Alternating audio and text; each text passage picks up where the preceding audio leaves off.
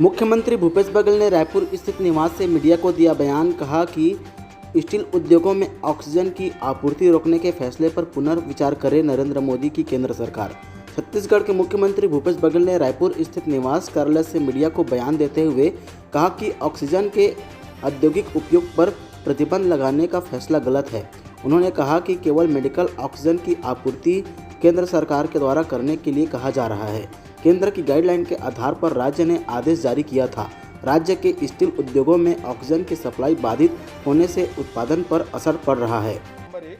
दूसरा जो ऑक्सीजन का मामला है, ऑक्सीजन छत्तीसगढ़ में भी शुरुआत में कमी आई। मैं 7 तारीख को जितने भी एक्सपर्ट हैं, विशेषज्ञ से बात की, डॉक्टरों से बात की, तो ऑक्सीजन की कमी की बात हुई थी। उसी दिन हमने 8 जो ऑक्सीजन प्लांट है जो औद्योगिक उत्पादन कर रहे थे, उसे मेडिकल ऑक्सीजन के उत्पादन के हमने लाइसेंस दिया।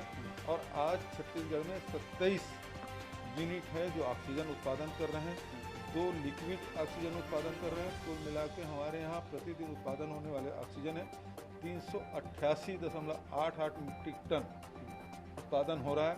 छत्तीसगढ़ में भी 160 मीट्रिक टन खपत हो रही है। बचत दूसरे राज्यों में जा रहा है, कहीं कोई रुकावट नहीं हुई। लेकिन उसी समय हम लोगों ने निर्णय किया था कि 80% ऑक्सीजन हम मेडिकल ऑक्सीजन के रूप में उत्पादन करेंगे। 20% चूँकि छत्तीसगढ़ में स्टील प्लांट है, तो स्टील प्लांट में बिना ऑक्सीजन के चलता नहीं, तो इसलिए 20% औद्योगिक उपयोग के लिए किया था। लेकिन भारत सरकार ने अभी आदेश जारी किया 100% मेडिकल के लिए उपयोग होगा। तो ऐसे में हमारे औद्योगिक गतिविधि है वो बाधित होगी। मैंने प्रधानमंत्री से कहा है कि चाहे भिलाई स्टील प्लांट हो, चाहे वो जिंदल कहो, नीको कहो, गोदावरी कहो, सारडा को, बहुत सारे हमारे बड़े यूनिट भी हैं, छोटे यूनिट भी हैं जहाँ ऑक्सीजन की ज़रूरत पड़ती है, वहाँ यदि रोक दिया जाएगा तो पहली बात यह है कि एक बार बंद हो गया प्लांट तो दोबारा चालू करने में महीनों लगेगा, नंबर 1।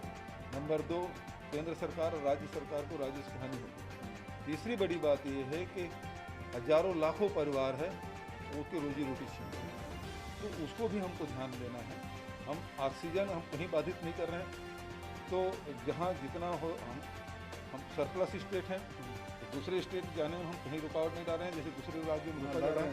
मैंने प्रधानमंत्री से कहा कि जब हम अपने राज्य में ऑक्सीजन जाने से नहीं रोक रहे हैं, तो हमारे यहाँ भी जो जीवन रक्षक दवाइयाँ हैं, चाहे रेमडेसिविर हो चाहे और दूसरे जीवन रक्षक दवाइयाँ हैं, वो भी हमारे यहाँ पहुँचना चाहिए समय पे, और जितनी मात्रा में हमको आवश्यकता है उसके उतनी मात्रा में हमको मिलनी चाहिए।